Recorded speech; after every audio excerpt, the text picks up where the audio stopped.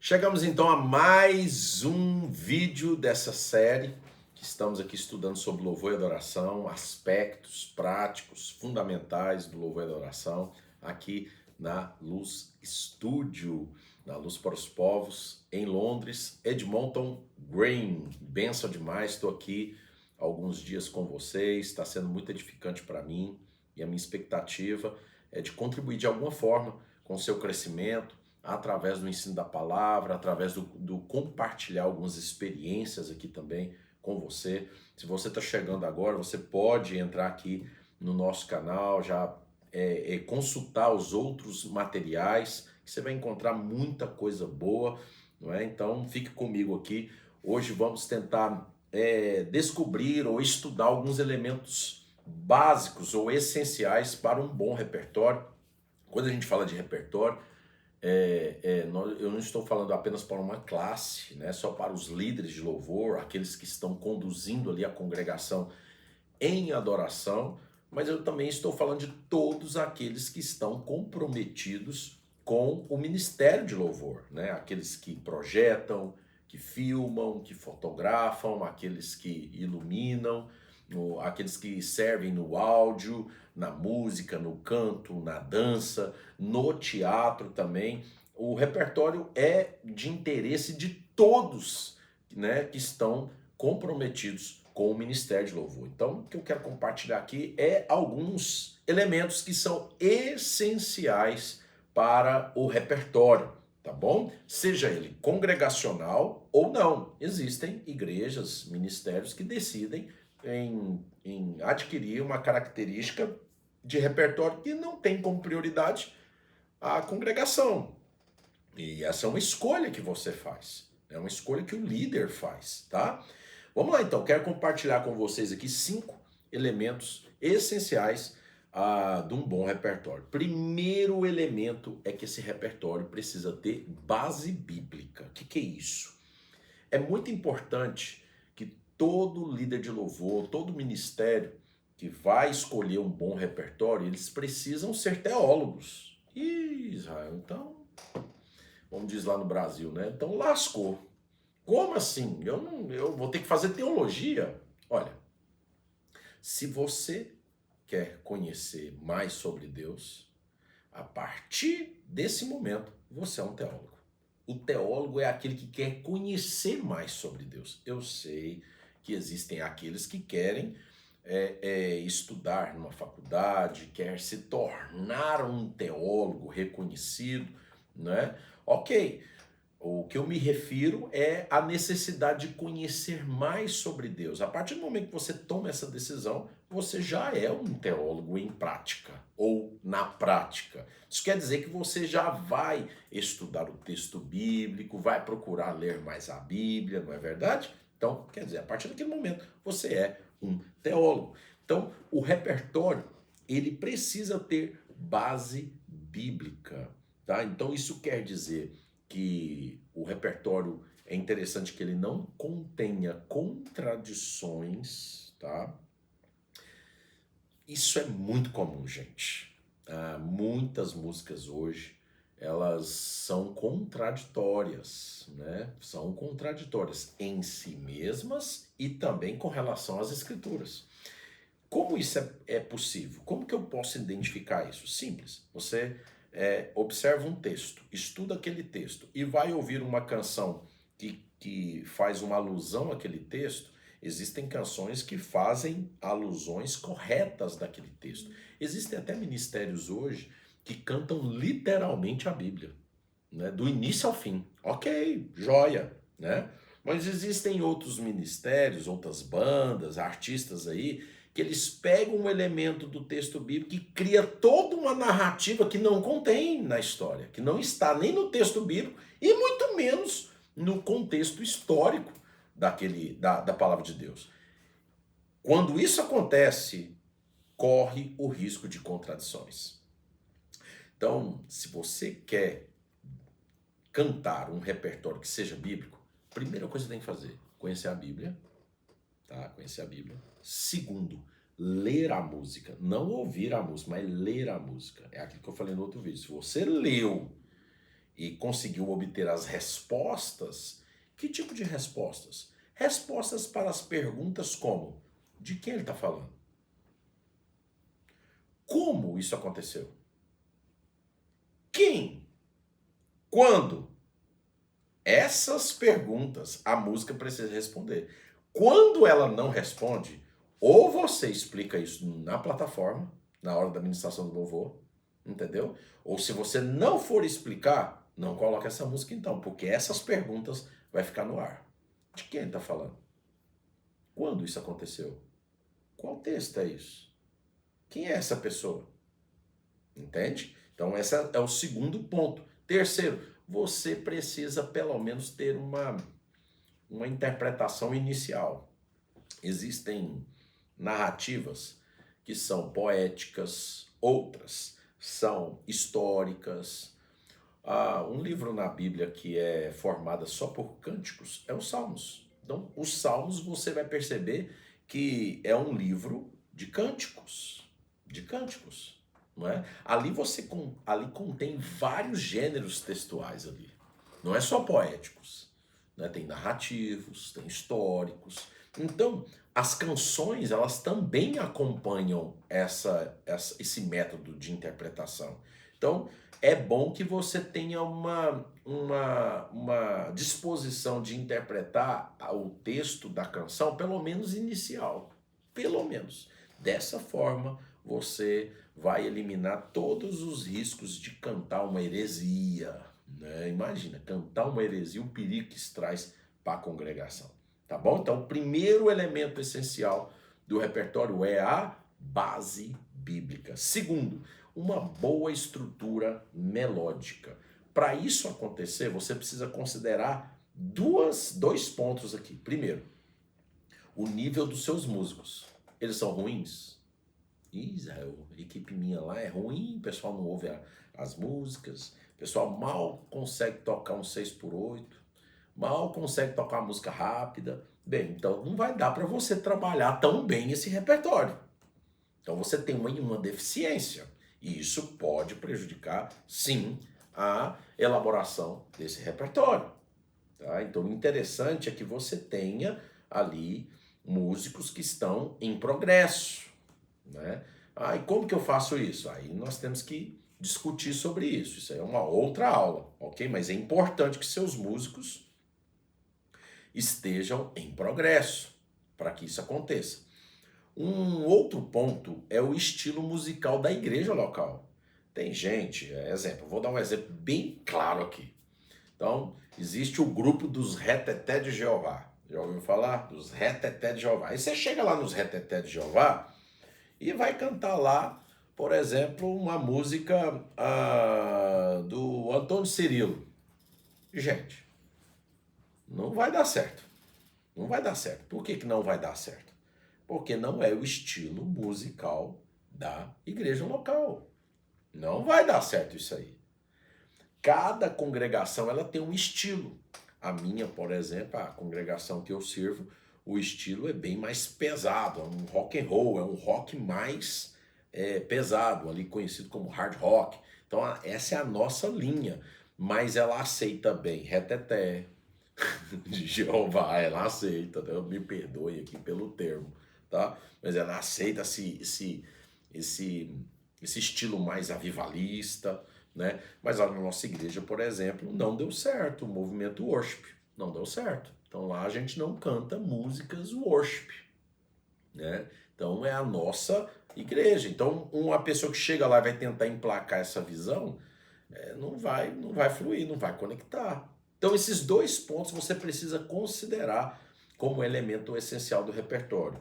O nível dos seus músicos e o estilo da congregação local. Há um terceiro também, que é a contextualização local. Como assim? Qual é a sua denominação? É uma denominação pentecostal? Ela é mais reformada? Ela é mais clássica, histórica? Ela é contemporânea? Tudo isso também interfere no estilo do seu repertório.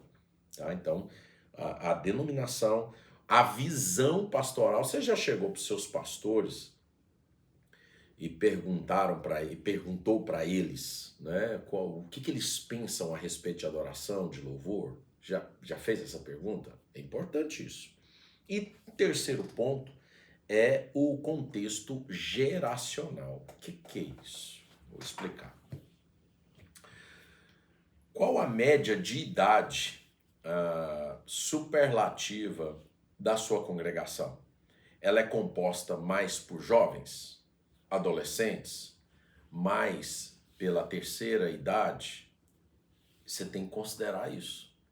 Não adianta você estabelecer um repertório novo se a sua congregação é composta pela grande maioria de pessoas da terceira idade. Por quê? Pessoas da terceira idade, ou chamada melhor idade, eles vão se conectar mais com as músicas mais antigas.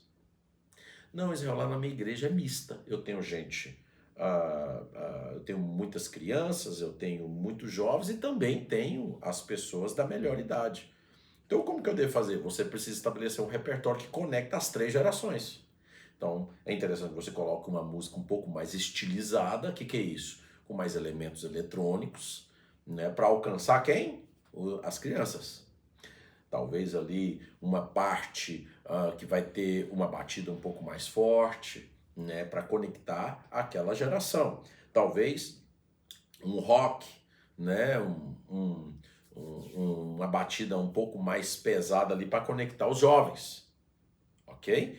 E também seguida de músicas um pouco mais antigas, como por exemplo, Grande é o Senhor e muito digno de louvor. E o pessoal da melhor idade chora quando você canta essas músicas, né? Em espírito, em verdade. Então, quando você coloca um repertório e procura atender o contexto geracional, você tem uma garantia maior de conexão da congregação. Quando você não respeita isso, você tem um engajamento menor. E aí não adianta botar isso na conta do Espírito Santo, nem na conta do diabo. Aí o diabo está resistindo. Não, é o repertório seu que é ruim. Entendeu? Deus não quer agir. Não, é o repertório. Deus quer até agir. O problema é que o repertório que você escolheu não foi escolhido com critério. Então esse terceiro elemento ele é importante, né? E é um elemento essencial. Quarto, a estrutura de comunicação. Uma comunicação mal sucedida é sinônimo de fracasso. Então você precisa ter boa comunicação. O que é isso? Você quer que a igreja canta? Eu quero, Israel. Cadê as letras no telão? Cadê as letras? E até, vou te dar uma dica, até a disposição das letras. Talvez você coloque assim, exemplo, vamos colocar uma canção assim um pouco mais aí, digamos, atual, né? Então vamos colocar aqui música da Gabriela Rocha, né? Nós estamos aqui tão sedento por ti, venha, ó Deus. Então se você coloca, nós estamos aqui, aí no outro slide, tão sedentos por ti, no outro slide, venha, ó Deus. A dificuldade que as pessoas no nosso tempo têm de conectar as três frases para buscar um sentido é enorme. Então talvez o melhor é você colocar as três frases em um slide só. Nós estamos aqui tão sedentes por ti, vem, ó Deus. A pessoa lê tudo aqui e fala, entendi. Quando você coloca de forma separada, o risco da pessoa não lembrar o que foi cantado na primeira parte é altíssimo. Então a pessoa vai cantar sem entendimento. Mas eu tenho que cantar, as pessoas têm que entender. Não é esse o objetivo. O objetivo não é conectar a congregação, não é fazer, né, não é chegar ao ponto da congregação sair do culto da igreja e falar assim, paz, hoje eu aprendi, viu? Hoje Deus falou comigo. Não é esse o objetivo que você quer alcançar? Então, primeiro ponto, letra no telão. É importante que as letras estejam visíveis. As pessoas têm que conseguir enxergar. Mas como é que eu vou fazer? Observe as pessoas do nosso tempo, depois da pandemia. Você observou a quantidade de gente que está usando óculos agora? Olha aqui, eu sou um deles.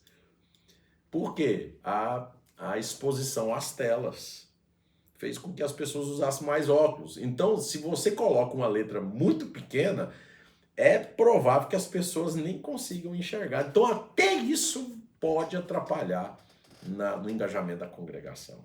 Então, primeiro ponto, letras precisam estar visíveis. Segundo, som. A pessoa precisa ler e ouvir bem. Então, o técnico de som precisa ser capacitado para isso, ser orientado. A letra tem que chegar. Qual é o microfone que precisa, ou a frequência que precisa estar em evidência na ministração do louvor? É a da bateria? Não. É a do líder de louvor. E muitas vezes o back vocal está na mesma intensidade de volume que o lead louvor. E aí isso pode causar ruídos. Então o que é o interessante? Lead de louvor, 100% de volume. Exemplo. 100 é alto, Israel. Então qual que é o ideal? 80. Ok, 80 então. E o back? 40. O back trabalha sempre com metade de volume do lead louvor. Essa é a regra. Então, se o lead louvor está 70, back 35. Se o lead louvor está 100, back 50. Né? Por isso chama backing vocal, porque ele está atrás, ele está à sombra do líder de louvor. Então, quando isso acontece, as pessoas vão entender o que o lead louvor está falando. O que acontece normalmente? O lead louvor vai explicar, vai ministrar a igreja, enquanto o back está fazendo um vocalize, por exemplo. Só que o back está tão alto que a igreja não está ouvindo o que o líder de louvor está ministrando. Não está. Então, cuidado com isso. Último ponto. Muita coisa, né, gente? É muito detalhe. Último ponto. O reconhecimento da congregação. Não adianta você dar atenção para a base bíblica, estrutura melódica,